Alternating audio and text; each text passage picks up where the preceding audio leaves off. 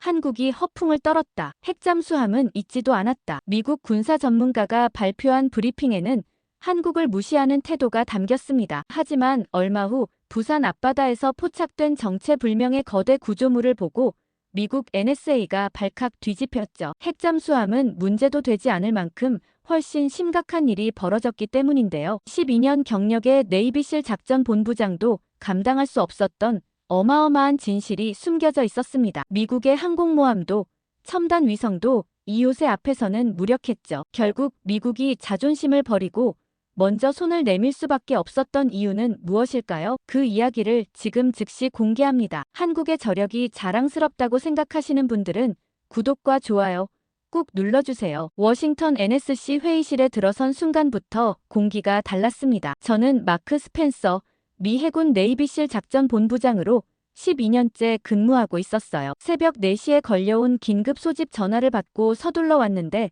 회의실엔 이미 주요 인사들이 다 모여 있더군요. 국무장관, 국방장관, CIA 국장, 그리고 NSC 보좌관까지. 이 시간에 이 멤버가 모인다는 건 심상치 않은 일이었죠. 저는 문 옆자리에 조용히 앉았습니다. 테이블은 길었고 양쪽으로 고위 관료들이 줄지어 앉아 있었어요. 모두의 얼굴이 굳어 있었죠. 평소라면 농담 한두 마디는 오가는 분위기인데 오늘은 침묵만 흘렀습니다. 뭔가 큰일이 터진 게 분명했어요. 국방장관이 서류를 넘기는 소리만 들렸습니다. CIA 국장은 태블릿을 들여다보고 있었고 국무장관은 팔짱을 낀 채 천장을 바라보고 있었어요. 이런 분위기는 처음 봤습니다. 12년간 NSC 회의에 수십 번 참석했지만 이렇게 긴장된 적은 없었거든요. 제 옆자리에 앉은 해군 참모 차장이 작은 목소리로 속삭였습니다. 마크, 무슨 일인지 알아? 저는 고개를 저었어요. 긴급 소집만 받았습니다. 아무 설명도 없었어요. 나도 마찬가지야. 그가 미간을 찌푸리며 말했죠. 1시간 전에 전화 받고 달려왔는데 비서실도 함구하더군. 그때 회의실 문이 열렸습니다. 대통령이 들어왔어요. 모두가 일제히 일어났죠. 대통령의 표정이 평소와 달랐습니다. 굳어 있었고 눈가에 피로가 역력했어요. 밤새 잠을 못 잔 것 같았죠. 앉으십시오. 대통령이 말했습니다. 모두가 자리에 앉았어요. 대통령은 테이블 가장자리에 서서 우리를 천천히 둘러봤습니다. 마치 한 사람 한 사람의 얼굴을 기억하려는 것처럼 보였어요. 그의 손이 테이블 위 서류 뭉치를 짚었습니다. 오늘 새벽 3시 긴급 정보가 들어왔습니다. 대통령이 입을 열었어요. 목소리는 낮았지만 단호했죠. 한국이 핵잠수함을 완성했습니다. 그 말이 떨어지자 방안이 순식간에 웅성거렸습니다. 국방장관이 벌떡 일어났어요. 의자가 뒤로 밀리는 소리가 컸죠. 벌써요? 그가 소리쳤습니다. 그건 불가능합니다. CIA 국장도 고개를 저으며 끼어들었어요. 저희 최신 평가로는 최소 5년은 더 걸린다고 봤습니다. 기술 이전도 안 됐고 핵연료 농축 시설도 확인된 바 없어요. 저도 믿을 수가 없었습니다. 한국의 핵잠수함 개발 계획은 알고 있었어요. 하지만 완성까지는 아직 멀었다고 생각했거든요. 핵 추진 시스템만 해도 엄청난 기술력이 필요한데 그걸 독자 개발했다는 게 믿어지지 않았죠. 미국도 수십 년이 걸렸고 러시아도 마찬가지였어요. 프랑스와 영국은 미국의 기술 지원을 받았죠. 한국이 혼자서 해냈다는 건 상상하기 어려운 일이었습니다. 정보의 출처는 확실합니까? 국무장관이 날카롭게 물었습니다. 목소리에 의심이 묻어 있었어요. 대통령이 NSC 보좌관을 봤습니다. 보좌관이 일어나 테이블 중앙에 스크린을 켰어요. 화면에 지도가 나타났습니다. 한반도 남쪽 부산 지역이었죠. 복수의 첩보망에서 동일한 정보를 입수했습니다. 보좌관이 설명하기 시작했어요. 지난 3개월간 부산과 진해 일대에서 이상 징후가 포착됐습니다. 화면이 바뀌며 위성 사진이 나타났습니다. 부산 해군기지 전경이었어요. 거대한 도크가 보였죠. 특이한 점은 도크 전체가 지붕으로 덮여 있다는 거였습니다. 일반적인 함정 건조 도크는 개방형인데 이건 완전히 밀폐돼 있었어요. 이 시설은 3년 전에 신설됐습니다. 보좌관이 계속 말했어요. 당시 한국 측 설명으론 차세대 잠수함 건조를 위한 시설이라고 했죠. 우리도 통상적인 디젤 잠수함으로 판단했고요. 하지만요. 국방장관이 물었습니다. 하지만 최근 2개월간 고농축 우라늄 관련 인력 이동이 감지됐습니다. 보좌관이 다른 자료를 띄웠어요. 인물 사진 여러 장이 나타났죠. 한국원자력연구원 출신 과학자들이 부산으로 이동했고 프랑스 핵공학 전문가 2명도 한국을 방문했습니다. 저는 화면을 뚫어지게 봤습니다. 사진 속 과학자들의 얼굴이 낯설지 않았어요. 몇 명은 국제학회에서 본 적이 있었죠. 핵추진 시스템 전문가들이었습니다. 만약 저들이 정말 부산에 모였다면 이건 우연이 아니었어요. 또 있습니다. 보좌관이 다음 슬라이드로 넘어갔어요. 화면에 그래프가 나타났죠. 부산 기지 인근 전력 소비량이 급증했습니다. 3개월 전부터 평소의 3배로 늘어났어요. 전력 소비 증가요? CIA 국장이 되물었습니다. 그게 왜 중요하죠? 핵잠수함 건조 과정에서 가장 많이 드는 게 전력입니다. 제가 입을 열었어요. 특히 원자로 시험 단계에서는 막대한 전력이 필요해요. 냉각 시스템, 차폐 시설, 정밀 용접 장비 모두 엄청난 전기를 먹거든요. 보좌관이 저를 보며 고개를 끄덕였습니다. 스펜서 준장 말씀이 맞습니다. 그가 말했어요. 게다가 최근 일주일간 기지 주변 방사선 수치가 미세하게 상승했습니다. 자연 변동 범위 내지만 패턴이 의심스러워요. 방 안이 조용해졌습니다. 모두가 스크린을 바라보고 있었어요. 저는 옆자리 해군 참모 차장을 슬쩍 봤습니다. 그의 얼굴이 창백해져 있었죠. 입술을 깨물고 있었어요. 만약 이게 사실이라면 우리 해군 전력 평가를 전면 수정해야 했습니다. 한국 해군을 지금까지와는 완전히 다른 시각으로 봐야 했죠. 만약 사실이라면 어떻게 됩니까? NSC 보좌관이 조심스럽게 물었습니다. 대통령이 창밖을 바라봤어요. 백악관 남쪽 정원이 보였습니다. 새벽 하늘이 희미하게 밝아오고 있었죠. 세기의 균형이 바뀝니다. 대통령이 천천히 말했습니다. 목소리에 무게가 실려 있었어요. 한국이 핵추진 잠수함을 보유하게 되면 동북아 해양 질서 전체가 재편됩니다. 중국이 어떻게 반응할까요? 국무장관이 물었어요. 표정이 어두웠죠. 당연히 위협으로 받아들이겠죠. 대통령이 답했습니다. 중국 입장에서는 미국 동맹국이 핵전력을 확보하는 셈이니까요. 남중국해 전체가 긴장할 겁니다. 일본은요? 일본도 마찬가지입니다. 대통령이 한숨을 쉬었어요. 한국이 핵잠수함을 가지면 일본도 보유를 추진할 겁니다. 그러면 동북아 전체가 군비 경쟁에 빠져들죠. 저는 그 말을 듣고 등골이 서늘해지는 걸 느꼈습니다. 한 나라의 무기 개발이 지역 전체의 안보 지형을 바꿀 수 있었어요. 특히 핵추진 잠수함은 전략 무기였죠. 바다 깊은 곳에 숨어서 몇 달씩 작전할 수 있었고 탄도미사일까지 탑재하면 2차 핵 공격 능력을 갖추는 거였습니다. 우리 동맹 체계는 어떻게 됩니까? 국방장관이 물었습니다. 흔들립니다. 대통령이 단호하게 답했어요. 한국이 독자 핵전력을 가지면 우리에 대한 의존도가 줄어들죠. 그건 동맹 약화로 이어질 수 있어요. 막아야 하는 거 아닙니까? CIA 국장이 말했습니다. 막을 수 없습니다. 대통령이 고개를 저었어요. 한국은 주권국가고 우리한테 허락받을 의무가 없어요. 다만 확인은 해야 합니다. 그가 저를 봤습니다. 스펜서 준장. 네, 각하. 제가 자리에서 일어났습니다. 자네가 직접 가보게. 대통령이 말했어요. 한국으로 가서 확인해. 이게 사실인지 오보인지 명확히 파악하고 오게. 알겠습니다. 저는 대답했지만 마음이 무거웠어요. 동맹국을 조사하러 간다는 게 불편했거든요. 하지만 명령은 명령이었죠. 확인해라. 대통령이 다시 강조했습니다. 만약 사실이라면 우리 대응책을 세워야 해. 회의가 끝났습니다. 모두가 무거운 표정으로 일어났어요. 복도로 나오는데 국방장관이 제 팔을 잡았습니다. 마크. 이건 심상치 않아. 그가 낮은 목소리로 말했어요. 한국이 정말 해냈다면 우린 완전히 속은 거야. 이틀 후 저는 인천공항에 도착했습니다. 14시간 비행이었는데 한숨도 못 잤어요. 머릿속으로 계속 시나리오를 그리고 있었거든요. 핵잠수함이 정말 있다면 어떤 모습일까? 어떻게 숨겨놨을까? 한국은 왜 미국에 알리지 않았을까? 질문들이 꼬리를 물고 이어졌습니다. 입국장을 나서자 정장 차림의 한국 해군 장교가 기다리고 있었어요. 계급장을 보니 대령이었죠. 스펜서 준장님이십니까? 그가 영어로 물었습니다. 발음이 정확했어요. 네, 맞습니다. 제가 악수를 청했죠. 해군작전사령부 김재현 대령입니다. 그가 명함을 건넸어요. 차량이 대기 중입니다. 부산까지 KTX로 이동하실 겁니다. 우리는 공항 밖으로 나왔습니다. 5월의 서울은 화창했어요. 하늘이 맑았고 공기는 상쾌했죠. 하지만 저는 주변 풍경을 즐길 여유가 없었습니다. 머릿속은 온통 임무 생각뿐이었거든요. 차를 타고 서울역으로 향했습니다. 김재현 대령은 말이 많지 않았어요. 필요한 말만 했죠. 저도 굳이 대화를 시도하지 않았습니다. 서로 탐색하는 시간이 필요했거든요. 그는 제가 왜 왔는지 알고 있었고 저는 그가 뭘 숨기고 있는지 궁금했으니까요. KTX는 정확히 정오에 출발했습니다. 부산까지 2시간 반이라고 했어요. 창밖으로 한국의 풍경이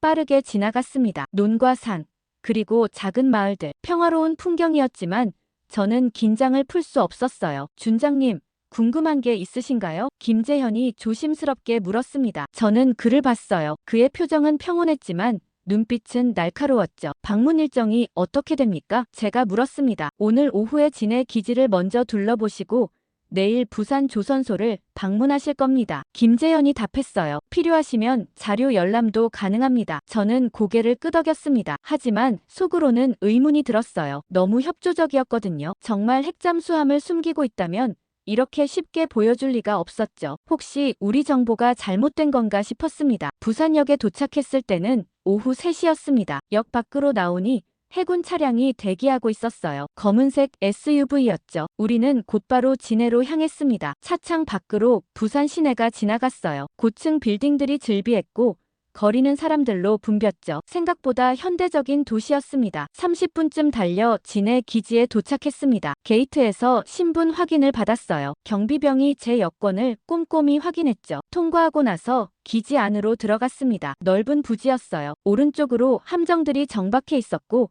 왼쪽으로는 정비시설이 보였죠. 저는 주변을 둘러봤습니다. 평범한 해군 기지였어요. 특별히 수상한 점은 없었죠. 이쪽입니다. 김재현이 건물 하나를 가리켰습니다. 작전센터였어요. 안으로 들어가니 여러 장교들이 일하고 있었죠. 모두 저를 힐끗 보고는 다시 자기 일에 집중했습니다. 2층 회의실로 갔습니다. 테이블에는 서류들이 놓여 있었어요. 브리핑 자료였죠. 김재현이 설명하기 시작했습니다. 현재 우리 해군은 차세대 잠수함 사업을 진행 중입니다. 그가 자료를 펼쳤어요. 도면과 사진들이 나왔죠. 디젤 잠수함입니다. 3,600톤급이고 탄도미사일 발사 능력을 갖추고 있습니다. 저는 자료를 자세히 봤습니다. 디젤 잠수함이었어요. 핵추진이 아니었죠. 혹시 다른 프로젝트는 없습니까? 제가 물었습니다. 핵추진 관련해서요. 김재현이 잠시 멈칫했습니다. 핵추진 잠수함은 장기 과제로 검토 중입니다. 그가 조심스럽게 답했어요. 하지만 아직 개발 단계는 아닙니다. 정말입니까? 네, 준장님. 그의 목소리는 확신에 차 있었습니다. 저는 그의 눈을 봤어요. 거짓말하는 것 같지 않았죠. 브리핑이 끝나고 현장 시찰에 나섰습니다. 먼저 잠수함 부두로 갔어요. 세 척의 잠수함이 정박해 있었습니다. 모두 디젤 잠수함이었죠. 저는 한 척 한 척 살펴봤습니다. 외관을 보고 사진도 찍었어요. 하지만 특별한 점은 발견하지 못했습니다. 정비시설도 둘러봤습니다. 거대한 경납고였어요. 안에서는 엔진 정비가 한창이었죠. 기술자들이 분주하게 움직이고 있었습니다. 저는 구석구석을 살폈습니다. 핵 관련 장비가 있는지 확인하려고 했어요. 하지만 아무것도 없었습니다. 일반적인 디젤 잠수함 정비 시설일 뿐이었죠. 다음 날 아침 부산 조선소를 방문했습니다. 거대한 도크가 보였어요. 위성 사진에서 봤던 그곳이었죠. 지붕으로 덮여있는 밀폐형 도크였습니다. 저기가 뭡니까? 제가 물었습니다. 차세대 잠수함 건조 시설입니다. 김재현이 답했어요. 안으로 들어가 보시겠습니까? 저는 고개를 끄덕였습니다. 드디어 핵심을 볼 수 있는 건가 싶었어요. 도크 입구로 갔습니다. 거대한 철문이 열리고 우리는 안으로 들어갔어요. 내부는 밝게 조명이 켜져 있었습니다. 그리고 그곳에는 아무것도 없었어요. 텅 빈 도크였습니다. 저는 멍하니 서 있었습니다. 어디 갔습니까? 제가 물었죠. 뭐 말입니까? 김재현이 되물었어요. 여기서 만들던 잠수함이요.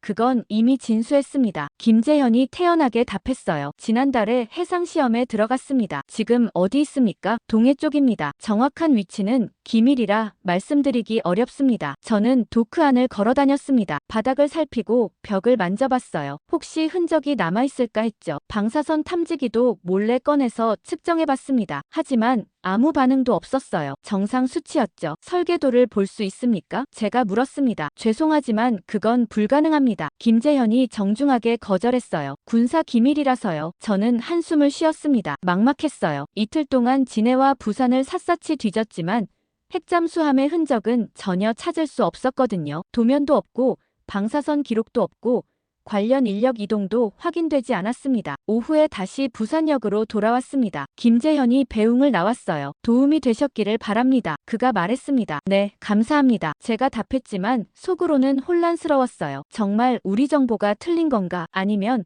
한국이 완벽하게 숨긴 건가? KTX를 타고 서울로 돌아가면서 보고서를 작성하기 시작했습니다. 노트북을 열고 이틀간 본 것들을 정리했어요. 진해 기지 방문, 잠수함 부두 시찰, 부산 도크 확인, 모든 내용을 빠짐없이 기록했습니다. 그리고 마지막에 결론을 썼어요. 핵잠수함의 실체를 확인하지 못했음, 관련 시설 및 장비 미발견, 한국 측 주장대로 디젤 잠수함 개발만 진행 중인 것으로 판단됨. 손가락이 키보드 위에서 멈췄습니다. 정말 이게 맞는 걸까? 의심이 들었지만 증거가 없었어요. 본 게 전부였죠. 서울에 도착해서 호텔방으로 들어갔습니다. 샤워를 하고 침대에 누웠어요. 피곤했지만 잠은 오지 않았습니다. 워싱턴에 전화를 걸었습니다. 국방장관 보좌관이 받았어요. 어떻습니까, 마크? 그가 물었습니다. 허탕입니다. 제가 답했어요. 핵잠수함은 없었습니다. 확실합니까? 이틀 동안 다 뒤졌는데 아무것도 없었습니다. 제가 설명했죠. 도크도 텅 비어 있었고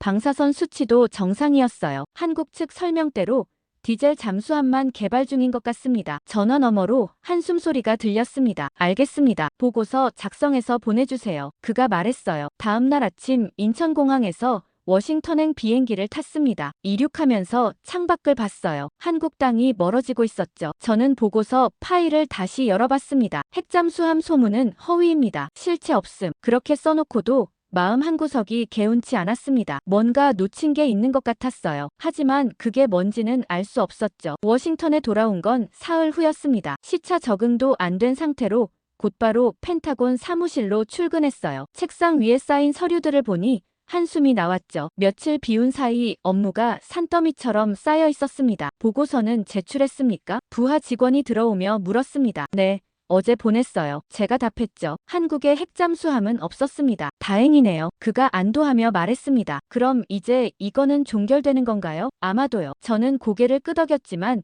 확신은 없었어요. 뭔가 석연치 않은 기분이 계속 들었거든요. 하지만 증거가 없으니 더 이상 할 수 있는 게 없었죠. 일상으로 돌아갔습니다. 작전 계획 검토하고 훈련 일정 조율하고 회의에 참석했어요. 한국 거는 머릿속에서 서서히 잊혀져 갔습니다. 다른 긴급한 일들이 계속 쏟아졌거든요. 중동 정세, 러시아 동향, 중국 해군 증강, 신경 쓸 게 한두 가지가 아니었죠. 일주일이 지났습니다. 어느 날 오후 해군정보국에서 연락이 왔어요. 준장님, 이상한 데이터가 포착됐습니다. 정보국 분석관이 전화로 말했습니다. 무슨 데이터입니까? 제가 물었죠. 한국 관련입니다. 부산 항만 레이더 기록인데요. 저는 펜을 내려놓았습니다. 한국이라는 말에 신경이 곤두섰어요. 직접 보셔야 할 것 같습니다. 분석관이 말했습니다. 30분 후에 올라오시겠습니까? 지금 가겠습니다. 저는 재킷을 집어들고 사무실을 나섰습니다. 해군정보국은 건물 지하 2층에 있었어요. 보안구역이라 출입증을 2번 확인받아야 했죠. 엘리베이터를 타고 내려가니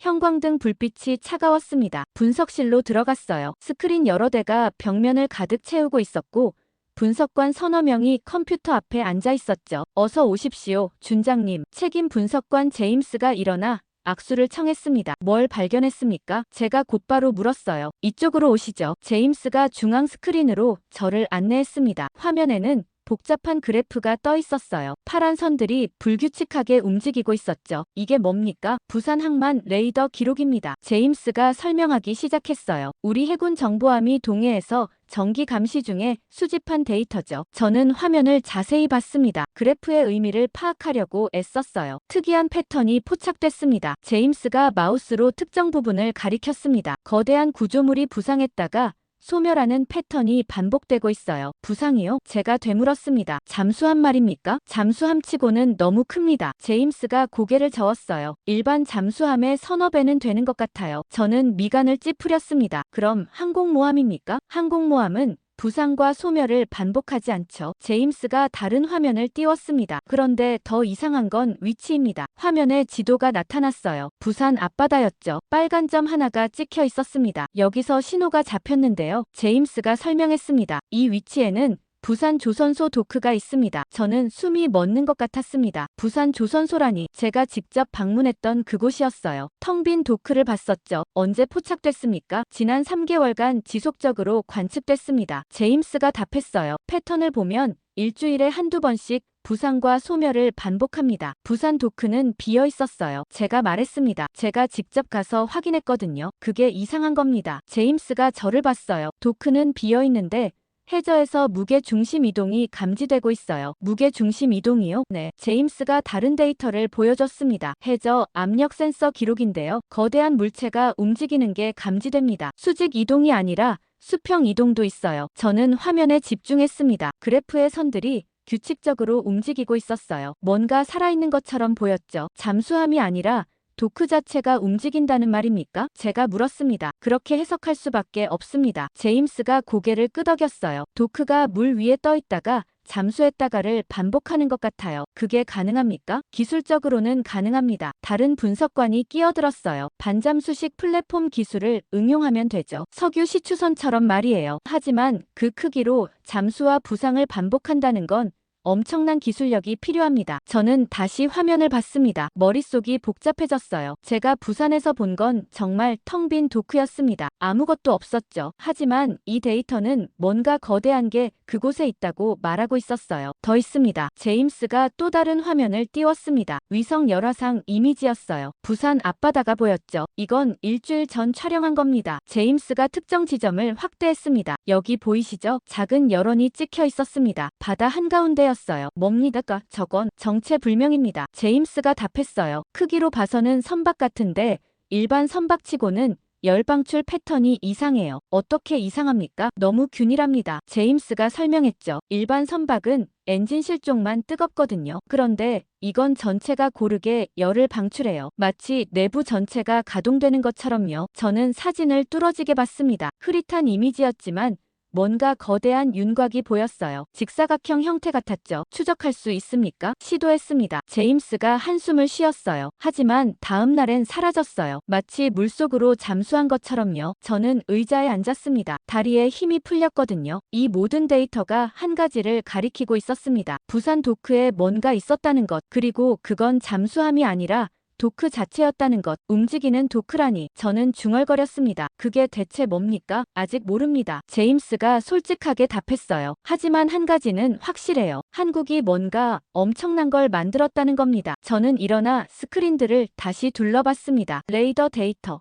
압력 센서 기록, 열화상 이미지, 모든 조각이 퍼즐처럼 맞춰지고 있었어요. 핵잠수함이 아니었습니다. 그보다 훨씬 큰 무언가였죠. 이 자료들 복사해 주시겠습니까? 제가 제임스에게 말했습니다. 당장 국방장관께 보고해야겠어요. 알겠습니다. 제임스가 USB를 건넸어요. 다 들어있습니다. 저는 USB를 바다 주머니에 넣었습니다. 그리고 다시 물었죠. 제임스, 솔직히 말해주세요. 이게 뭐라고 생각합니까? 제임스가 잠시 망설이더니 대답했습니다. 움직이는 기지 같습니다. 바다 위를 떠다니는 요새요. 만약 그게 사실이라면 이건 게임 체인저예요. 저는 고개를 끄덕였습니다. 분석실을 나와 복도를 걸으며 생각했어요. 제가 부산에서 놓친 게 있었습니다. 도크가 비어있다고 생각했지만 사실은 도크 자체가 목표물이었던 거죠. 그들은 도크 안에서 뭔가를 만든 게 아니라 도크 자체를 만들고 있었던 겁니다. 그날 밤 저는 잠을 이룰 수 없었습니다. 제임스가 보여준 데이터들이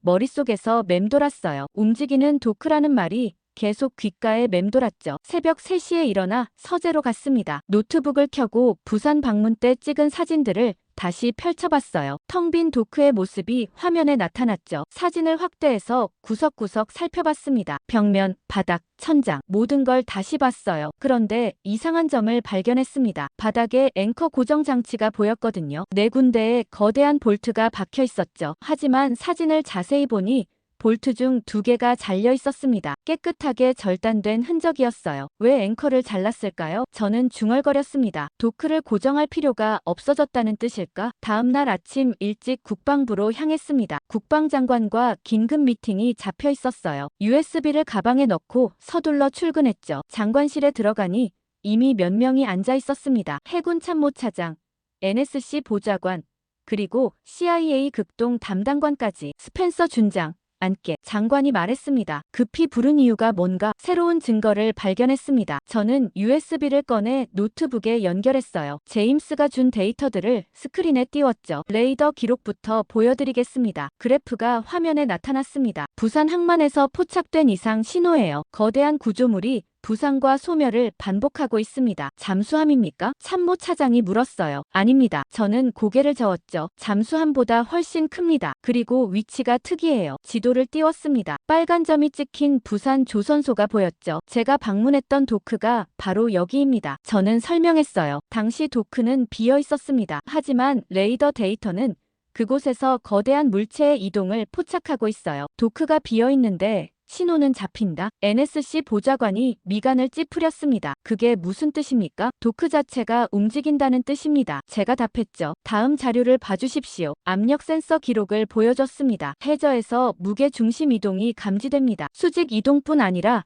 수평 이동도 있어요. 마치 살아있는 것처럼 움직이고 있습니다. 방 안이 조용해졌습니다. 모두가 화면을 뚫어지게 보고 있었어요. 열화상 이미지도 있습니다. 저는 마지막 자료를 띄웠습니다. 일주일 전 촬영된 위성 사진이었죠. 바다 한가운데 희미한 열원이 보였습니다. 이게 뭔지 확인됐습니까? 장관이 물었어요. 아직입니다. 저는 솔직하게 답했죠. 하지만 다음날 사라졌습니다. 물속으로 잠수한 것 같아요. 장관이 뒤로 기대며 한숨을 쉬었습니다. 스펜서, 자네 결론이 뭔가? 한국은 핵잠수함을 만든 게 아닙니다. 저는 단호하게 말했어요. 그들은 움직이는 도크를 만들었습니다. 바다 위를 떠다니는 기지 같은 거죠. 그게 가능한가? CIA 담당관이 의심스럽다는 표정으로 물었습니다. 기술적으로는 가능합니다. 저는 설명했어요. 반잠수식 플랫폼 기술을 응용하면 되죠. 석유 시추선도 비슷한 원리로 작동합니다. 하지만 이 크기로 잠수와 부상을 반복한다는 건 혁신적인 기술이에요. 목적이 뭘까? 참모 차장이 물었습니다. 왜 그런 걸 만들었죠? 아직 모릅니다. 저는 고개를 저었어요. 하지만 확인이 필요합니다. 다시 한국에 가봐야 해요. 이번엔 제대로 봐야 합니다. 장관이 고개를 끄덕였습니다. 좋아, 다시 가보게. 하지만 이번엔 조심해. 한국 측이 경계할 거야. 알겠습니다. 저는 대답했습니다. 회의가 끝나고 사무실로 돌아왔어요. 부하에게 지시했죠. 한국행 비행기 예약해. 최대한 빨리 출발할 수 있게. 또 가십니까? 그가 놀라서 물었습니다. 네. 저는 고개를 끄덕였어요. 이번엔 뭔가 다를 겁니다. 사흘 후 저는 다시 인천공항에 내렸습니다. 이번엔 김재현 대령이 아니라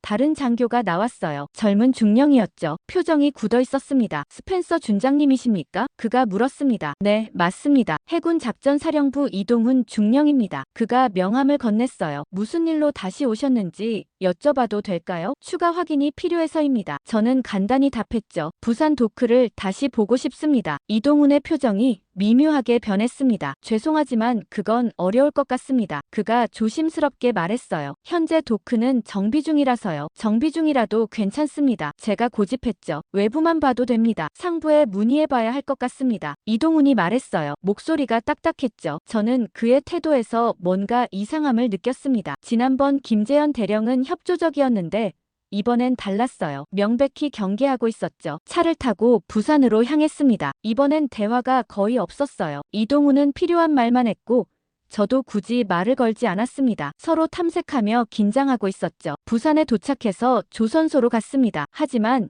이번엔 게이트에서 막혔어요. 경비원이 출입을 거부했죠. 죄송합니다. 경비원이 말했습니다. 오늘은 외부인 출입이 불가능합니다. 왜입니까? 제가 물었어요. 안전 점검 중이라서요. 이동훈이 대신 답했습니다. 저는 게이트 너머를 봤습니다. 도크가 보였어요. 지난번과 똑같이 지붕으로 덮여 있었죠. 하지만 뭔가 달랐습니다. 주변에 경비병력이 늘어나 있었어요. 트럭 몇 대도 보였죠. 뭔가 움직이고 있는 것 같았습니다. 내일은 가능합니까? 제가 물었습니다. 확인해 보겠습니다. 이동훈이 애매하게 답했어요. 하지만 그의 눈빛에서 거부 의사가 읽혔죠. 저는 호텔로 돌아왔습니다. 방에 들어가자마자 쌍안경을 꺼냈어요. 창문을 열고 멀리 조선소 방향을 봤습니다. 거리가 있었지만 희미하게 보였죠. 도크 주변으로 사람들이 움직이고 있었습니다. 밤이 되자 조명이 켜졌어요. 평소보다 밝았습니다. 뭔가 작업을 하고 있는 게 분명했죠. 저는 카메라를 꺼내 사진을 찍었습니다. 줌을 최대한 당겨서 찍었어요. 흔들렸지만 몇 장은 건질만 했죠. 다음날 아침 이동훈에게 전화가 왔습니다. 죄송합니다, 준장님. 그가 말했어요. 도크 방문은 불가능하다고 합니다. 보안 문제라고 하네요. 현장 기술자라도 만날 수 있습니까? 그것도 어렵습니다. 저는 전화를 끊고 생각했습니다. 공식 경로로는 더 이상 접근할 수 없었어요. 다른 방법이 필요했죠. 저녁에 조선소 근처 술집으로 갔습니다. 노동자들이 퇴근 후 들르는 곳이었어요. 구석자리에 앉아 맥주를 시켰죠. 1시간쯤 지나자 작업복 입은 남자들이 들어왔습니다. 조선소 기술자들 같았어요. 저는 조용히 그들의 대화를 들었습니다. 오늘 앵커 작업 끝났어? 한 남자가 물었습니다. 응. 마지막 거 잘랐어. 다른 남자가 답했죠. 이제 완전히 자유로워졌지. 앵커를 잘랐다니. 저는 귀를 쫑긋 세웠습니다. 그건 이미 바다로 나갔습니다. 다른 남자가 말했어요. 스스로요. 저는 숨을 멈췄습니다. 그 말이 머릿속에서 울렸죠. 도크가 스스로 바다로 나갔다. 앵커를 자르고 떠났다는 얘기였습니다. 술집을 나와 호텔로 돌아오는 길에 머릿속이 복잡했습니다. 도크가 스스로 바다로 나갔다는 말이 계속 맴돌았어요. 앵커를 잘랐다는 것, 그건 더 이상 고정될 필요가 없다는 의미였죠. 움직이는 구조물이라는 제 추측이 맞아떨어지고 있었습니다. 다음 날 아침 워싱턴에 긴급 보고를 했어요. 암호화 채널로 국방장관 보좌관과 통화했죠. 도크가 이동했습니다. 제가 말했어요. 현장 기술자들의 증언을 들었습니다. 앵커를 절단하고 바다로 나갔다고 해요. 위치를 추적할 수 있나? 보좌관이 물었습니다. 지금은 모릅니다. 저는 답했죠. 하지만 위성으로 찾을 수 있을 겁니다. 알겠네. 최우선으로 위성 감시를 배치하지. 보좌관이 말했어요. 자네는 일단 서울에 머물게. 연락 대기해. 저는 서울로 올라왔습니다. 미 대사관 근처 호텔에 묵으면서 연락을 기다렸어요. 이틀이 지났죠. 그 사이 위성정보국에서 한반도 주변 해역을 집중 감시하고 있었습니다. 셋째 날 오후. 드디어 연락이 왔습니다. 발견했네. 보좌관이 흥분한 목소리로 말했어요. 서해 공해상이야. 어디쯤입니까? 백령도에서 서쪽으로 80km 지점이네. 보좌관이 좌표를 불러줬어요. 위성 영상을 지금 전송하지. 노트북을 열고 암호화 메일을 확인했습니다. 첨부 파일이 하나 있었어요. 다운로드해서 열어봤죠. 위성 사진이었습니다. 흑백 이미지였지만 선명했어요. 바다 한가운데 거대한 구조물이 떠 있었죠. 사각형 형태였고 크기가 상상을 초월했습니다. 일반 항공모함보다 컸어요. 확대해서 봤습니다. 구조물 표면에 여러 개의 모듈이 보였어요. 마치 레고 블록처럼 조립된 형태였죠. 가장자리에는 뭔가 돌출된 구조물들이 있었습니다. 안테나나 센서 같아 보였어요. 열화상 이미지도 있었습니다. 구조물 전체에서 열이 방출되고 있었어요. 균일한 패턴이었죠. 내부에 뭔가 가동되고 있다는 증거였습니다. 전력 시스템일 가능성이 높았어요. 다음 사진은 더 놀라웠습니다. 구조물 위에 평평한 면이 보였어요. 활주로 같았죠. 드론 몇 대가 정렬돼 있는 게 보였습니다. 군용 드론이 분명했어요. 저는 사진을 하나하나 넘기며 분석했습니다. 구조물의 한쪽 끝에는 수직 구조물이 있었어요. 발사대 같았죠. 미사일을 쏠 수 있는 시설로 보였습니다. 반대쪽에는 경납고 같은 게 있었어요. 문이 반쯤 열려 있었고 안에 뭔가 보였지만 정확히는 알 수 없었습니다. 휴대폰이 울렸습니다. 보좌관이었어요. 사진 봤나? 그가 물었습니다. 네, 지금 보고 있습니다. 제가 답했죠. 이건 도크가 아니에요. 그래. 우리 분석가들도 같은 말을 했네. 보좌관이 말했어요. 이건 이동식 해상 기지야. 군사 플랫폼이지. 코드명을 부여했네. 무슨 코드명입니까? 이지스 아일랜드. 보좌관이 답했어요. 즉 방패 같은 요새라는 뜻이죠. 그리스 신화의 방패 이름이야. 저는 다시 사진을 봤습니다. 이지스 아일랜드라. 적절한 이름이었어요. 이건 단순한 배가 아니었죠. 하나의 섬이었습니다. 움직이는 요새였어요. 구조를 분석해봤나? 제가 물었습니다. 모듈형 구조네. 보좌관이 설명했어요. 각각의 모듈이 독립적으로 작동하면서 하나로 결합된 거야. 자체 추진 시스템도 있고 잠수 능력도 있어. 완전히 자급자족이 가능한 구조지. 크기는 어느 정도입니까? 길이 350m, 폭 180m 정도로 추정되네. 보좌관이 답했어요. 미국 니미츠급 항공모함이 길이 333m니까 그보다 크지. 저는 숨을 들이켰습니다. 항공모함보다 큰 이동식 기지라니 상상도 못한 규모였어요. 탑재 무기는요? 아직 정확히 파악 안 됐네. 보좌관이 말했어요. 하지만 수직 발사대가 확인됐고 드론 운용 시설도 있어. 대공 방어 시스템도 있을 거야. 사진 몇 장 더 보내지. 이번엔 다른 각도에서 찍은 사진들이었습니다. 측면 사진이 특히 흥미로웠어요. 구조물 아래 부분에 거대한 부력 탱크가 보였죠. 잠수와 부상을 위한 밸러스트 시스템이 분명했습니다. 또 다른 사진에는 구조물 후미에 추진 장치가 보였어요. 여러 개의 프로펠러가 달려 있었죠. 자체 이동이 가능하다는 증거였습니다. 속도는 얼마나 될까요? 제가 물었습니다. 빠르진 않을 거야. 보좌관이 답했어요. 크기를 생각하면 시속 20km 정도. 하지만 중요한 건 속도가 아니라 은밀성이지. 물속으로 잠수하면 레이더에 안 잡혀. 저는 고개를 끄덕였습니다. 그 말이 맞았어요. 이 구조물의 진짜 위력은 숨는 능력이었죠. 필요할 때 부상해서 작전을 수행하고 다시 잠수하면 추적이 불가능했습니다. 다른 나라들도 알까요? 일본과 중국은 모르는 것 같네. 보좌관이 말했어요. 우리가 최초로 포착한 거야. 하지만 곧 알게 될 거고. 반응이 어떨까요? 난리 날 거야. 보좌관이 한숨을 쉬었어요. 한국이 이런 걸 만들었다는 게 알려지면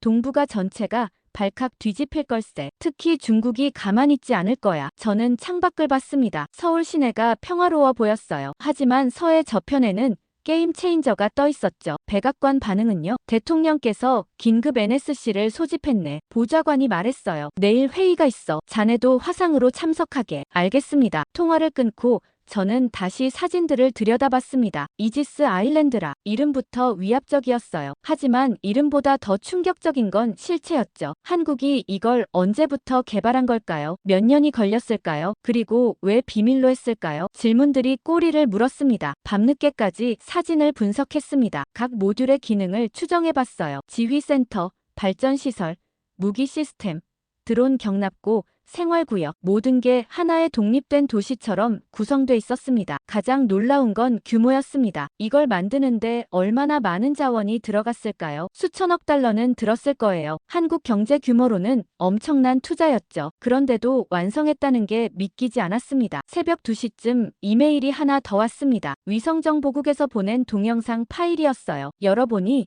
이지스 아일랜드가 움직이는 모습이 담겨 있었죠. 타임랩스 영상이었습니다. 6시간을 30초로 압축한 거였어요. 구조물이 천천히 서쪽으로 이동하고 있었습니다. 그러다가 갑자기 물속으로 가라앉았어요. 완전히 사라졌죠. 레이더 화면에서도 신호가 소멸됐습니다. 1시간 후 다시 부상했습니다. 하지만 위치가 달랐어요. 20km 북쪽에서 떠올랐죠. 물속에서 이동한 겁니다. 저는 영상을 반복해서 봤습니다. 핵잠수함보다 크고 항공모함보다 조용한 괴물이었어요. 그리고 이건 한국이 만든 거였습니다. 다음날 아침 일찍 NSC 화상회의가 시작됐습니다. 호텔방에서 노트북을 켜고 접속했어요. 화면에 워싱턴 회의실이 나타났죠. 대통령, 국무장관, 국방장관, CIA 국장이 테이블에 앉아 있었습니다. 스펜서 준장, 들리나? 대통령이 물었어요. 네, 각하. 제가 답했습니다. 현재 상황을 보고하게. 이지스 아일랜드는 현재 서해 공해상에 있습니다. 저는 준비한 자료를 공유했어요. 위성 사진들이 화면에 나타났죠. 길이 350m, 폭 180m의 모듈형 해상 플랫폼입니다. 자체 추진과 잠수 능력을 갖추고 있어요. 회의실이 조용했습니다. 모두가 사진을 뚫어지게 보고 있었어요. 저는 계속 설명했죠. 활주로,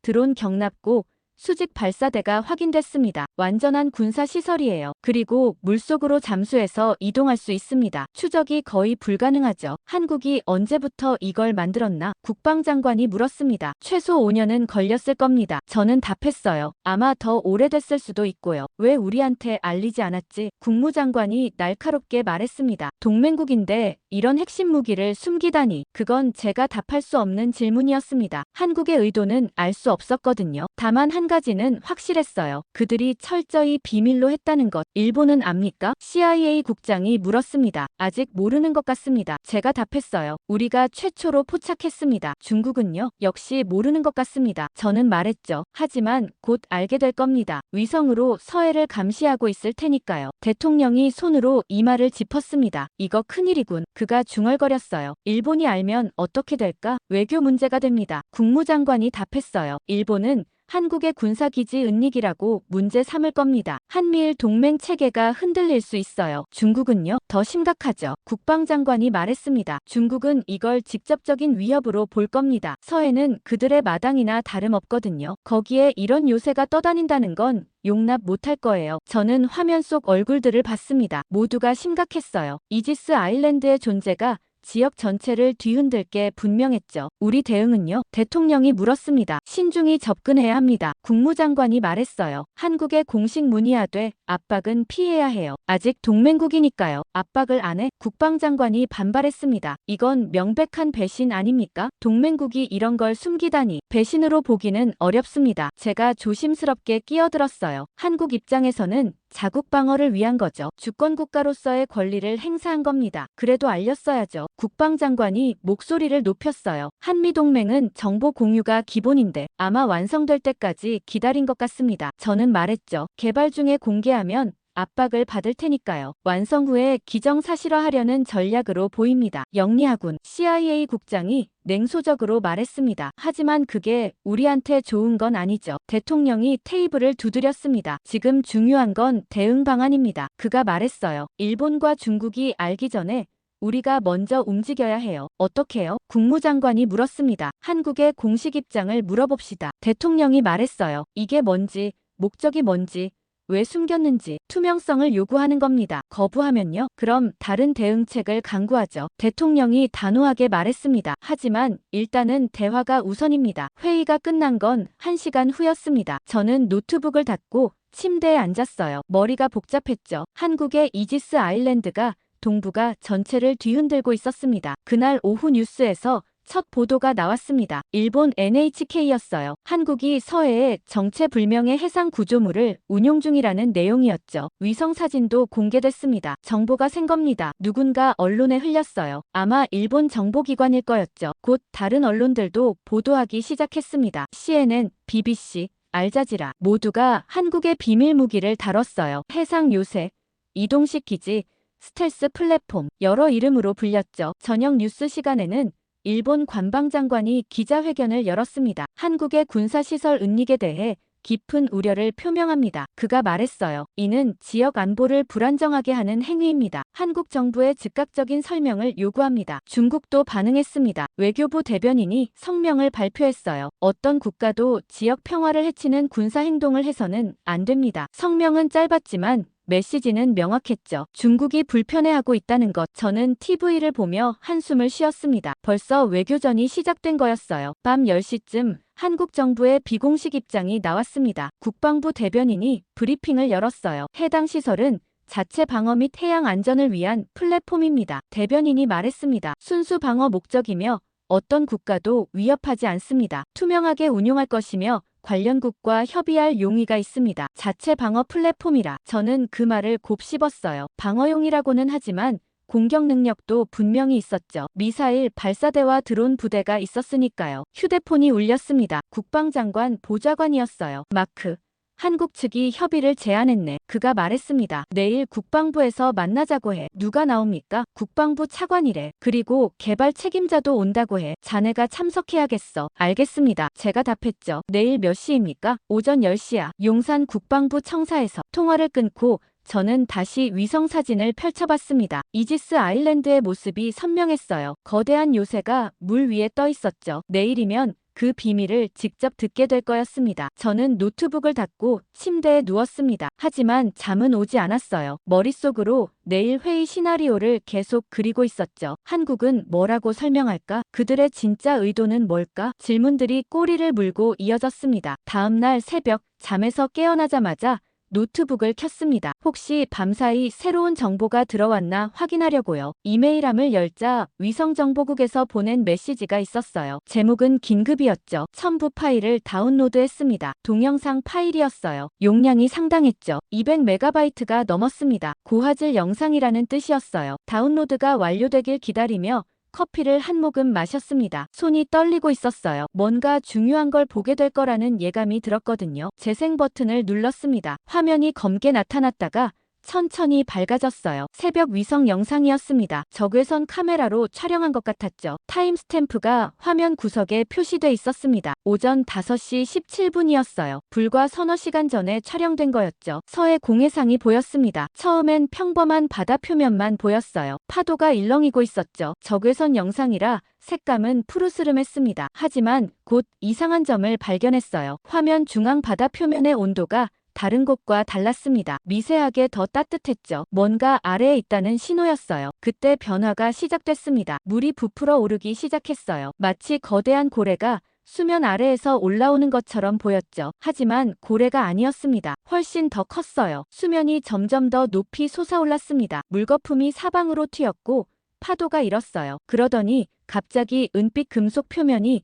물 위로 솟아올랐습니다. 저는 숨을 멈췄어요. 의자에서 몸을 앞으로 기울였죠. 구조물이 점점 더 높이 올라왔습니다. 물이 사방으로 폭포처럼 흘러내렸고 거대한 형체가 드러났어요. 이지스 아일랜드였습니다. 하지만 사진으로 본 것과는 차원이 달랐어요. 움직이는 영상으로 보니 그 규모가 실감났거든요. 길이 350m라는 게 어느 정도인지 이제야 이해됐습니다. 축구장 3개를 이어놓은 크기였어요. 화면을 가득 채울 정도로 거대했죠. 구조물 전체가 물 위로 완전히 떠올랐습니다. 높이는 50m쯤 돼 보였어요. 15층 건물 높이였죠. 표면은 은회색 금속으로 덮여 있었고 새벽 햇살에 반짝였습니다. 매끄러운 표면이었어요. 이음새가 거의 보이지 않았죠. 첨단 용접 기술로 만들어진 게 분명했습니다. 저는 화면을 멈추고 스크린샷을 찍었습니다. 국방부에 보고할 자료가 필요했거든요. 영상을 다시 재생했어요. 카메라가 천천히 줌인하기 시작했습니다. 세부 구조가 보이기 시작했어요. 가장 먼저 눈에 들어온 건 활주로였습니다. 구조물 중앙에 길게 뻗어 있었어요. 폭이 30m는 돼 보였죠. 표면이 평평하게 포장돼 있었습니다. 그리고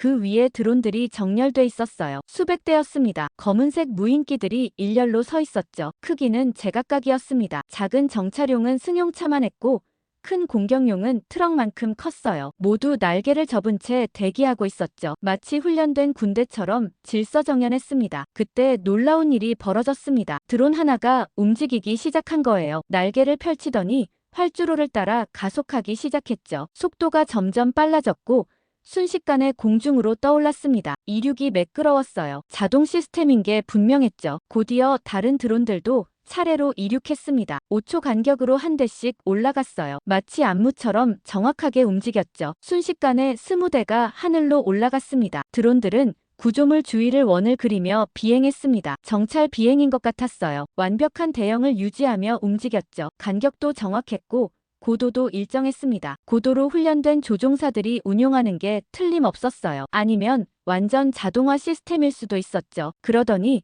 드론들이 일제히 북쪽으로 날아가기 시작했습니다. 대형을 유지한 채 수평선 너머로 사라졌어요. 임무 수행하러 가는 것 같았죠. 저는 그 장면을 보며 소름이 돋았습니다. 이건 단순한 시험 비행이 아니었어요. 실전 배치된 시스템이었죠. 카메라가 다시 구조물로 돌아왔습니다. 이번엔 측면을 비췄어요. 거기서 또 다른 시설이 보였습니다. 수직 발사대였어요. 여러 개의 사일로가 줄지어 있었죠. 원형 뚜껑들이 금속 표면에 박혀 있었습니다. 뚜껑이 닫혀 있었지만 분명히 미사일 발사대였어요. 개수를 세어봤습니다. 20개 정도 보였어요. 각각 대형 미사일을 탑재할 수 있을 것 같았죠. 순항 미사일이나 탄도 미사일일 수도 있었습니다. 그 옆에는 대공 방어 시스템도 있었습니다. 레이더 돔이 천천히 회전하고 있었고 미사일 런처들이 하늘을 향해 있었어요. 6개의 런처가 보였죠. 각각 4발씩 미사일을 탑재하고 있었습니다. 완전한 방공 체계였어요. 적 항공기나 미사일을 요격할 수 있는 시스템이었죠. 화면이 구조물 후미를 보여줬습니다. 거기엔 거대한 경납고가 있었어요. 문이 서서히 열리고 있었죠. 안에서 뭔가 움직이는 게 보였습니다. 배들이었어요. 작은 고속정들이었죠. 세척이 경납고에서 나와 물 위로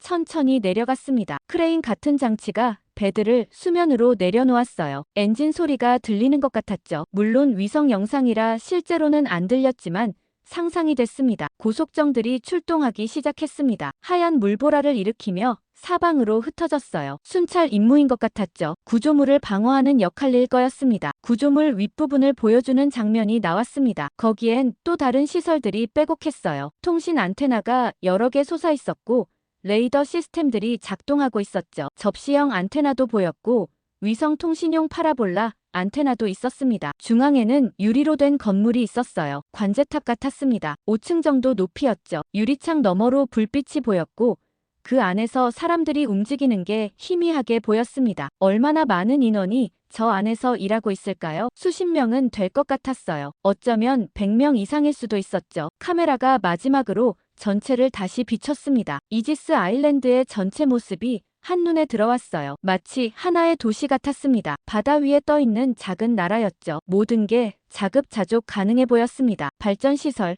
무기체계, 드론 부대, 생활구역, 완전한 독립체였어요. 저는 숨을 깊이 들이켰습니다. 이건 상상을 초월하는 수준이었어요. 영상이 끝났습니다. 마지막 프레임에 시간이 표시돼 있었죠. 오전 5시 23분이었습니다. 촬영 시작부터 6분간의 영상이었어요. 하지만 그 6분이 모든 걸 바꿔놓았습니다. 저는 멍하니 화면을 보고 있었어요. 방금 본 게 현실이라는 게 믿기지 않았죠. 한국이 정말 저런 걸 만들었다니. 휴대폰이 울렸습니다. 보좌관이었어요. 영상 봤나? 그가 급하게 물었습니다. 숨소리가 거칠었어요. 네, 방금 봤습니다. 제가 답했죠. 믿을 수가 없어요. 워싱턴이 난리 났네. 보좌관이 말했어요. 대통령께서 긴급 성명을 준비 중이야. 모든 수단을 동원해서 접근하라고 하셨어. 모든 수단이요? 제가 되물었습니다. 그래. 보좌관의 목소리가 무거웠어요. 필요하면 군사적 수단도 고려한다는 뜻이야. 작전명 딥커런트가 승인됐어. 딥커런트요? 심해 해류라는 뜻이지. 보좌관이 설명했어요. 자네 네이비실 팀이 잠수정으로 접근하는 거야. 남해 공해상으로 진입해서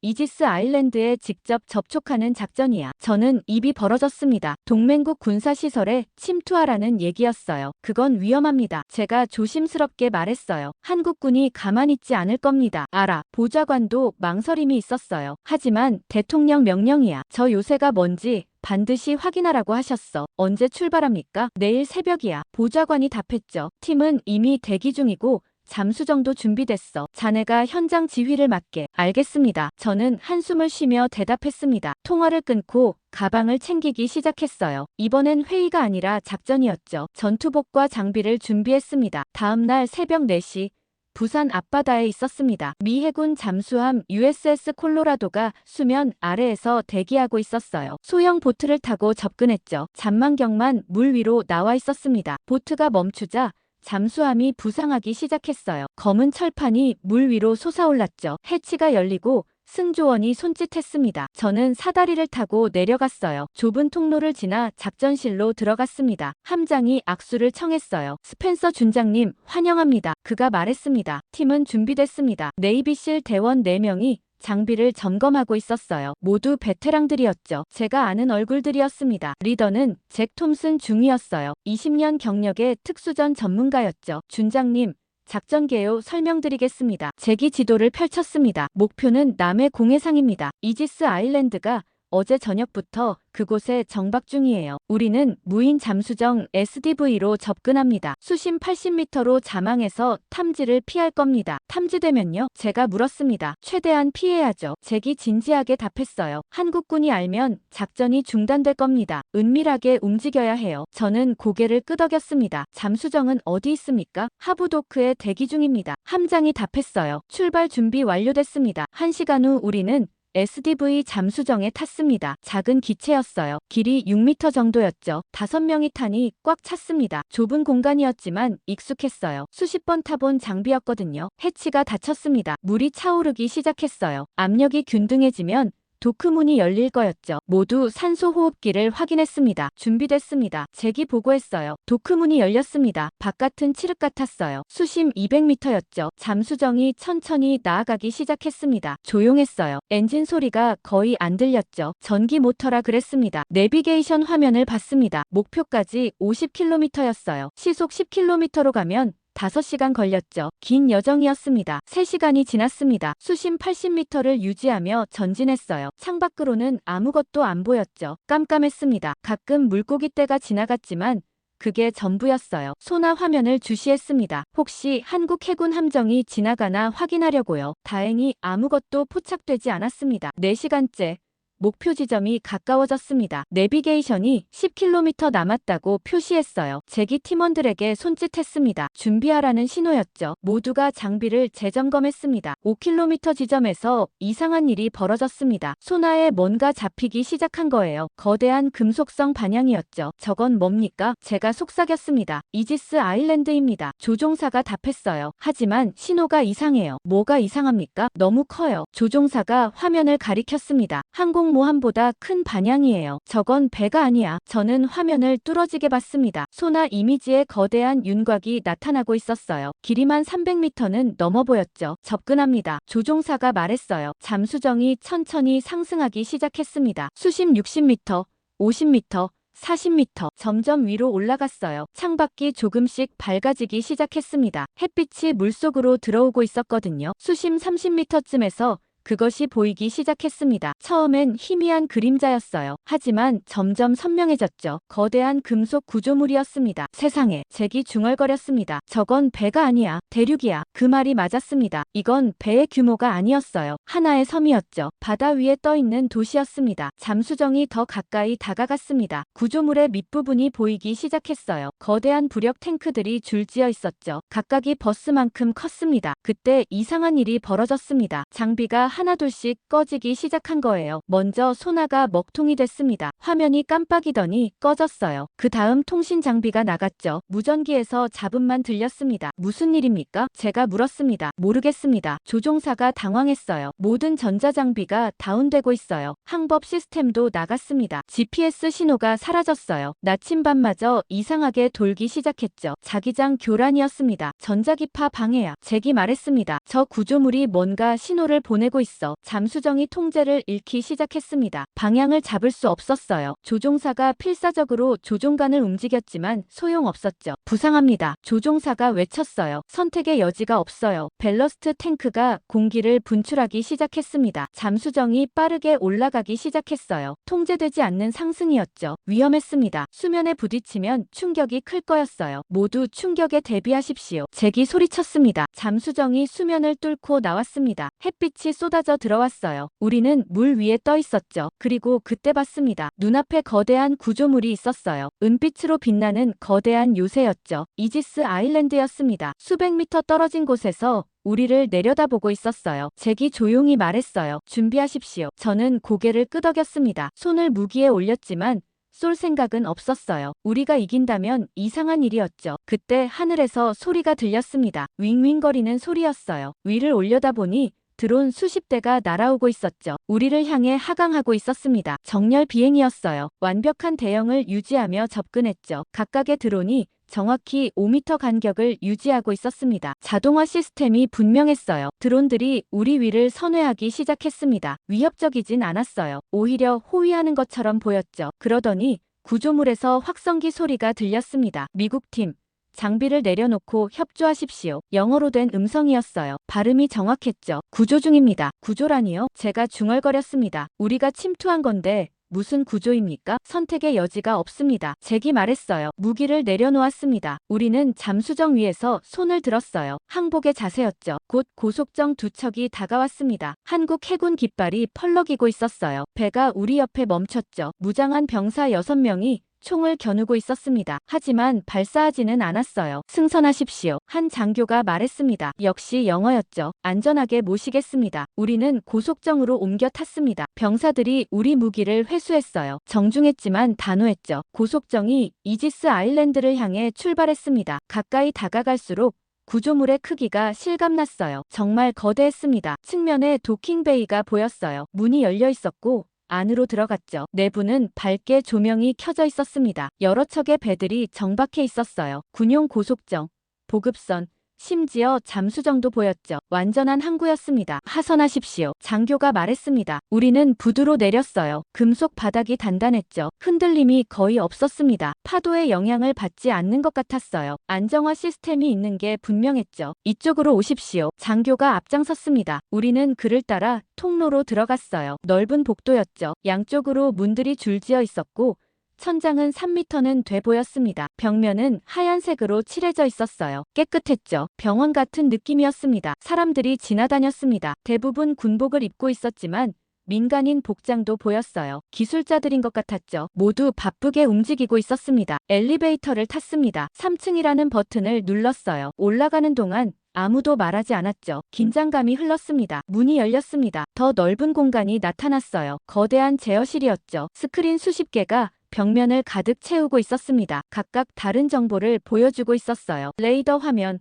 날씨 정보, 드론 위치, 에너지 상태, 모든 게 실시간으로 업데이트되고 있었죠. 요원 20-30명이 컴퓨터 앞에 앉아 일하고 있었습니다. 키보드 두드리는 소리가 들렸어요. 조용하지만 분주한 분위기였죠. 나사 관제실 같았습니다. 환영합니다. 뒤에서 목소리가 들렸습니다. 돌아보니 중년의 남자가 다가오고 있었어요. 민간인 복장이었죠. 안경을 쓰고 있었고 표정은 온화했습니다. 저는 박진우입니다. 그가 영어로 자기소개를 했어요. 이 프로젝트의 수석 엔지니어입니다. 저는 경계심을 풀지 않았습니다. 왜 우리를 구조했습니까? 침투했다는 표현이 맞지 않을까요? 박진우가 미소 지었습니다. 하지만 위험했어요. 전자기 방해 구역에 들어왔으니까요. 그대로 두면 조난당할 뻔했죠. 그래서 끌어올린 겁니다. 저는 할 말이 없었습니다. 그의 말이 맞았거든요. 우리 장비가 전부 다운됐었어요. 구경시켜드릴까요? 박진우가 물었습니다. 물었습니다. 어차피 여기까지 오셨으니까요. 숨길 것도 없고요. 그는 제어실을 가로질러 걸어갔습니다. 우리도 따라갔어요. 중앙 스크린 앞에 멈췄죠. 이게 이지스 아일랜드의 두뇌입니다. 박진우가 설명하기 시작했어요. 모든 시스템을 여기서 통제하죠. 추진,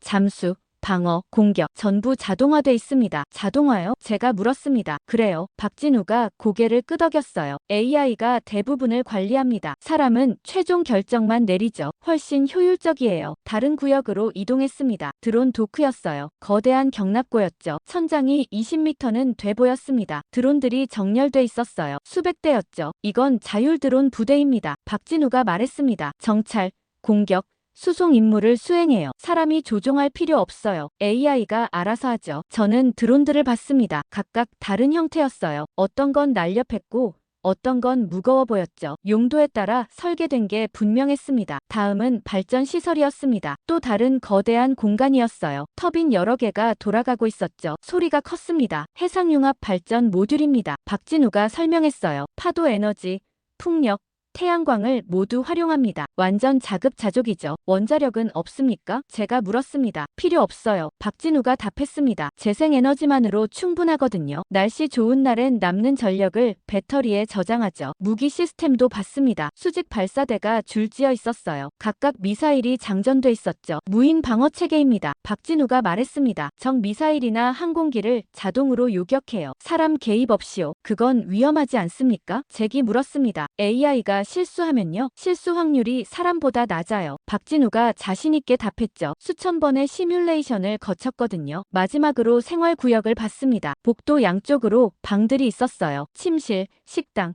의무실, 심지어 체육관도 있었죠. 300명이 6개월간 생활할 수 있어요. 박진우가 설명했습니다. 식량, 물, 의료품 모두 비축돼 있죠. 완전히 독립된 도시예요. 투어가 끝나고 우리는 다시 제어실로 돌아왔습니다. 박진우가 우리를 봤어요. 이해하셨나요? 그가 물었습니다. 이게 뭔지. 핵잠수함이 아니군요. 제가 말했습니다. 그래요. 박진우가 고개를 끄덕였습니다. 핵잠보다 큰 걸 만들었어요. 전쟁 후에도 살아남는 도시를 만든 겁니다. 그 말이 가슴에 와닿았습니다. 이건 무기가 아니었어요. 생존 플랫폼이었죠. 한국은 핵전쟁 후에도 국가가 존속할 수 있는 시스템을 만든 겁니다. 이제 어떻게 하시겠습니까? 박진우가 물었습니다. 보고하셔야죠. 네. 저는 솔직하게 답했습니다. 보고해야 합니다. 정확히 전해주세요. 박진우가 진지하게 말했어요. 이건 함대가 아니라 하나의 해상국가라고요. 3시간 후 우리는 이지스 아일랜드를 떠났습니다. 한국 해군 고속정이 우리를 부산 앞바다까지 데려다줬어요. 거기서 미 해군 함정이 우리를 픽업했죠. 잠수정은 견인됐고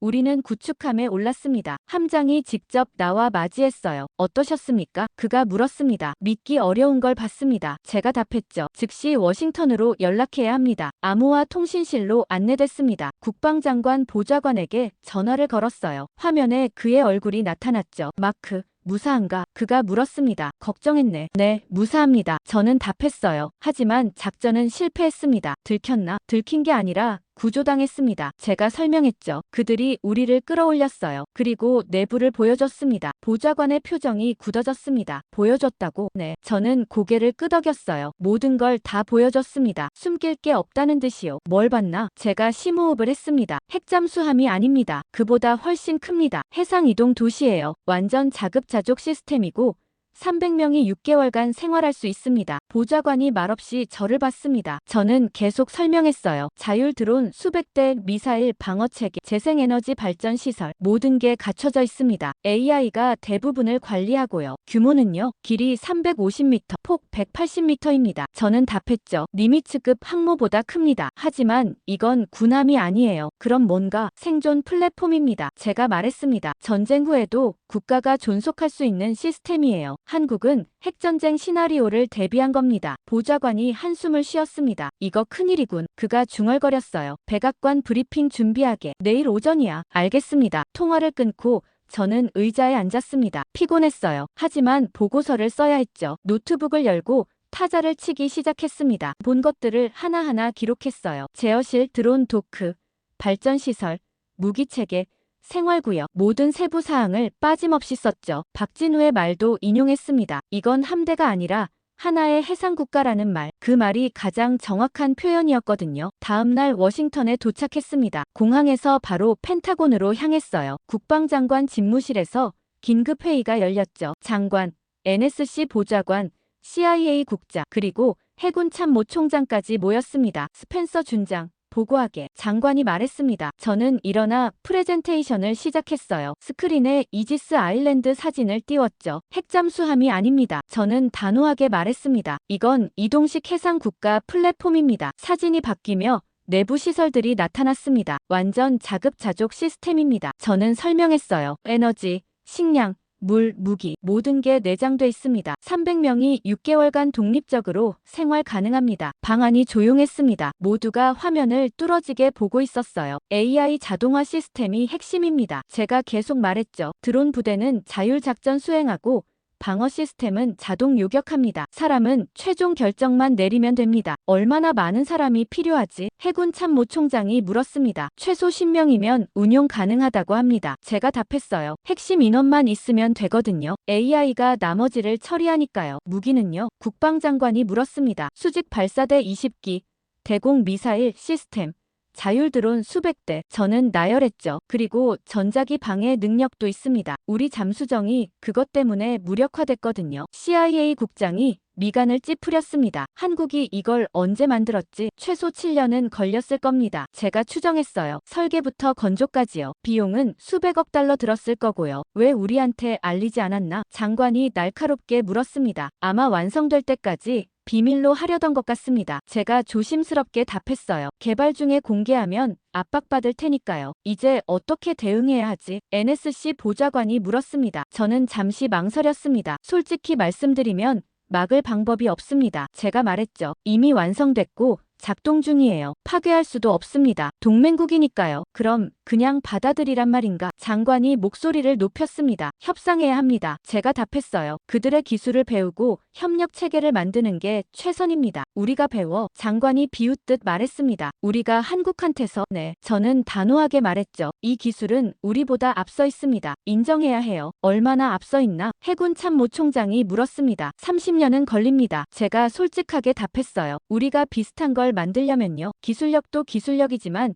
시스템 통합이 관건이에요. 한국은 이미 완성했고 우리는 이제 시작해야 하니까요. 방안이 무거운 침묵에 빠졌습니다. 30년이라는 말이 충격적이었던 거죠. 미국이 한국보다 30년 뒤처져 있다는 게 믿기지 않았을 겁니다. 정말 그렇게 오래 걸리나? 장관이 다시 물었습니다. 최소한입니다. 저는 고개를 끄덕였어요. 모듈형 설계, AI 통합, 재생에너지 시스템, 각각이 최첨단 기술이에요. 이걸 하나로 통합하는 게 가장 어렵죠. 한국은 어떻게 해냈지? CIA 국장이 물었습니다. 집중 투자입니다. 제가 답했죠. 아마 국방 예산의 상당 부분을 여기 쏟아부었을 겁니다. 그리고 민간 기술을 활용했어요. 조선, 반도체, AI, 한국이 강한 분야들이죠. 장관이 창밖을 봤습니다. 한참 생각하더니 입을 열었어요. 대통령께 보고하겠네. 그가 말했습니다. 이건 정치적 결정이 필요해. 군사적으론 답이 없어. 회의가 끝나고 복도로 나왔습니다. NSC 보좌관이 제 옆으로 다가왔어요. 마크, 솔직히 물어보지. 그가 낮은 목소리로 말했습니다. 우린 따라잡을 수 있나? 저는 잠시 생각했습니다. 가능은 합니다. 제가 답했죠. 하지만 한국이 가만히 있지 않을 겁니다. 그들도 계속 발전할 테니까요. 결국 우린 항상 뒤처지는 거군. 보좌관이 한숨을 쉬었습니다. 아니면 협력하거나. 제가 말했습니다. 그게 유일한 답입니다. 그날 저녁 집에 돌아왔습니다. 아내가 저녁을 차려놓고 기다리고 있었어요. 힘들었어? 그녀가 물었습니다. 좀 그랬어. 저는 답했죠. 하지만 중요한 걸 배웠어. 뭔데? 세상이 변하고 있다는 거. 제가 말했습니다. 우리가 항상 앞서 있을 순 없어. 그날 밤 뉴스에서 속보가 나왔습니다. 이지스 아일랜드가 공식 기록됐다는 내용이었어요. 군함이 아닌 국가급 플랫폼으로 분류됐다고 했죠. 인류 기술 질서를 바꿀 존재라고 했습니다. 다음 날 아침 전 세계가 들끓었습니다. CNN, BBC, 알자지라가 톱뉴스로 이지스 아일랜드를 다뤘어요. 한국의 해상 요새, 움직이는 국가, 21세기의 기적, 여러 이름으로 불렸죠. 저는 사무실에서 뉴스를 보고 있었습니다. 각국의 반응이 쏟아지고 있었어요. 일본이 가장 먼저 움직였습니다. 총리가 긴급 기자회견을 열었어요. 한국의 일방적 군비 증강에 깊은 우려를 표명합니다. 그가 말했습니다. 이는 지역 안보를 위협하는 행위입니다. 즉각적인 제재를 검토하겠습니다. 제재라니. 저는 한숨을 쉬었어요. 일본이 과민 반응하고 있었죠. 중국도 성명을 발표했습니다. 외교부 대변인이 나와 말했어요. 어떤 국가도 지역 평화를 해치는 군사 행동을 해서는 안 됩니다. 중국은 한국의 투명성을 요구합니다. 즉각적인 정보 공개가 필요합니다. 유럽은 달랐습니다. EU 외교안보 대표가 성명을 냈어요. 한국의 기술 혁신에 주목합니다. 평화적 활용을 전제로 협력 가능성을 타진하겠습니다. 협력이라는 단어가 눈에 들어왔습니다. 유럽은 적대시하지 않고 배우려는 자세였어요. 영리한 접근이었죠. 휴대폰이 울렸습니다. 국방장관 보좌관이었어요. 마크. 백악관으로 오게. 그가 말했습니다. 대통령께서 긴급 안보회의를 소집하셨어. 1시간 후 저는 백악관 상황실에 있었습니다. 대통령이 테이블 상석에 앉아 있었고 주요 강요들이 모여 있었어요. 상황이 통제 불능입니다. 대통령이 말문을 열었습니다. 일본은 제재를 요구하고 중국은 위협을 느끼고 있어요. 동북아 전체가 불안정해지고 있습니다. 우리 대응책은 뭡니까? 국무장관이 물었습니다. 대통령이 저를 봤습니다. 스펜서 준장.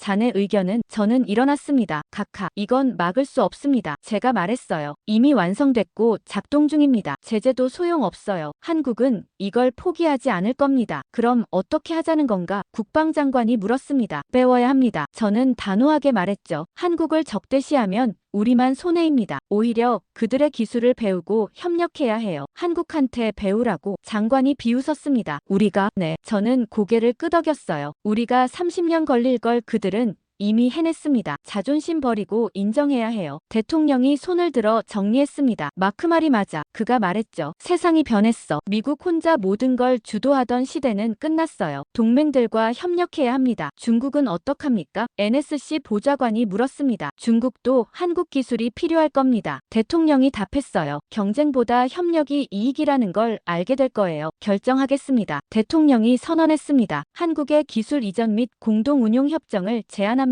우리가 먼저 손을 내미는 겁니다. 방안이 술렁거렸습니다. 기술 이전이라니. 미국이 받는 쪽이 되다니 상상도 못한 일이었죠. 국방장관.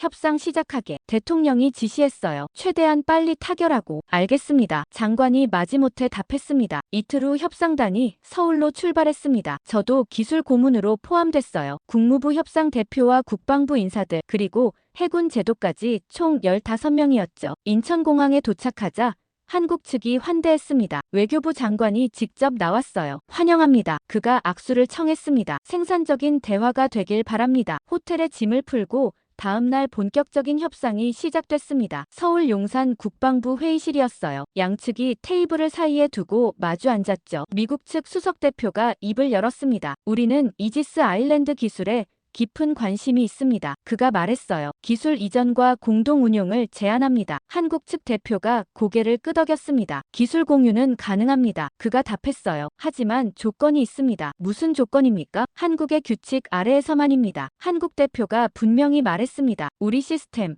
우리 기준, 우리 통제 하에서만 협력이 가능해요. 미국 측이 당황했습니다. 우리 대표가 난색을 표했어요. 그건 받아들이기 어렵습니다. 공동 운용이면 동등한 관계여야죠. 이건 우리 기술입니다. 한국 대표가 단호했어요. 30년 앞선 기술이죠. 원하시면 배우셔야 하고 배우려면 우리 방식을 따라야 합니다. 회의실이 조용해졌습니다. 한국이 강경하게 나오고 있었어요. 예상과 달랐죠. 휴회를 요청합니다. 미국 대표가 말했습니다. 별도 회의실에서 우리끼리 논의했습니다. 이거 굴욕 아닙니까? 한 국방부 인사가 말했습니다. 우리가 한국 규칙을 따르다니 선택의 여지가 없습니다. 제가 말했어요. 저 기술이 필요하면 받아들여야 해요. 아니면 30년 동안 뒤처지거나. 대통령 뜻도 그거야. 수석 대표가 말했습니다. 협력하라고 하셨어. 자존심 버리고. 우리는 회의실로 돌아갔습니다. 수석 대표가 입을 열었어요. 제안을 받아들이겠습니다. 그가 말했습니다. 한국의 규칙 아래에서 협력하겠습니다. 한국 대표가 미소 지었습니다. 현명한 결정입니다. 그가 말했어요. 세부 사항을 논의하죠. 협상은 일주일 동안 계속됐습니다. 기술 이전 범위,